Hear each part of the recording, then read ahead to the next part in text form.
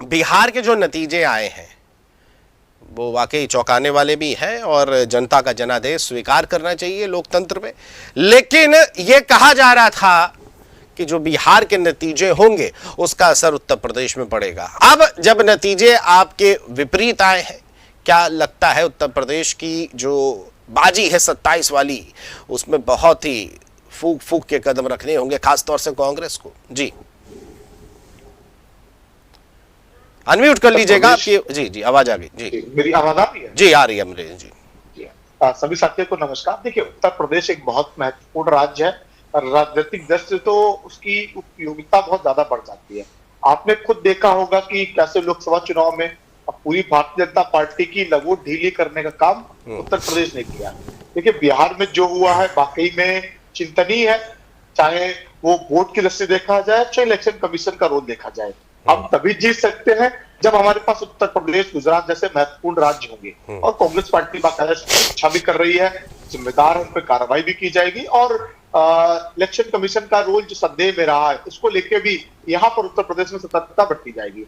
अभी यूपी में जो SIR चल रहा है, कांग्रेस पार्टी पूरी तैयारी से उसमें लगी हुई है ताकि भारतीय जनता पार्टी कुछ ऐसी चाल फरेब ना कर पाए, उसको बचने की कोशिश पूरी है। अभी आपने सवाल पूछा कि मगध जीत गए हैं, अवध की बारी है। देखिए, उत्तर प्रदेश की जनता समझदार है, बहुत जानती है। उसी ने अभी 2024 के चुनाव में भारतीय जनता पार्टी की जो आसमान में टंगे थे उनको जमीन पटकने का काम किया। 2024 में थोड़ा सा चूक गए थे, 2027 में ऐसी गलती नहीं होगी।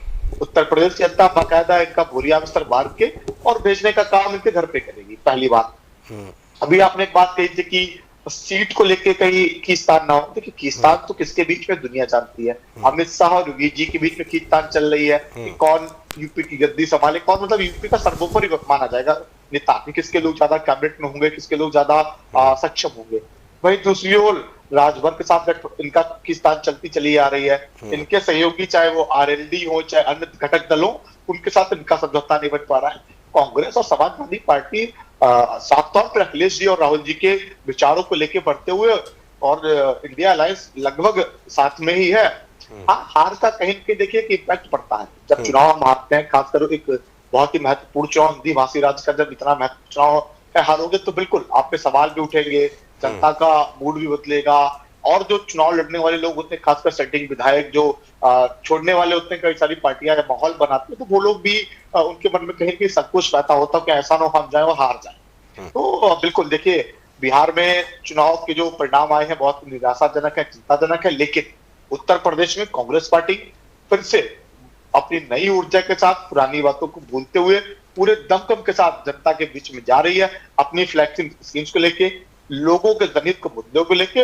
और सबसे महत्वपूर्ण बात है कि बूथ पे जो चोरी होती है इलेक्शन कमीशन के द्वारा या भारतीय जनता पार्टी द्वारा, उसको बचाने के लिए कांग्रेस पार्टी वचनबद्ध तरीके से, रणनीतिक तरीके से लोगों के बीच में जा रही है। इसके लिए माननीय जो उत्तर प्रदेश कांग्रेस के प्रभारी अविनाश पांडे जी और अजय राय जी के नेतृत्व में बाकायदा बूथ पे सदन का काम चल रहा है। तो जो 24 में हुआ है उसको और बेहतरी से 27 में दोहराएंगे और 29 में अंतिम झंडा गाड़ने का काम करेंगे। मोदी जी की समाप्ति 2029 के चुनाव से भारतीय राजनीति से होने वाली है। इतिहास आकलन भविष्य की बात है। देखिए, सबसे महत्वपूर्ण मैं आता हूं।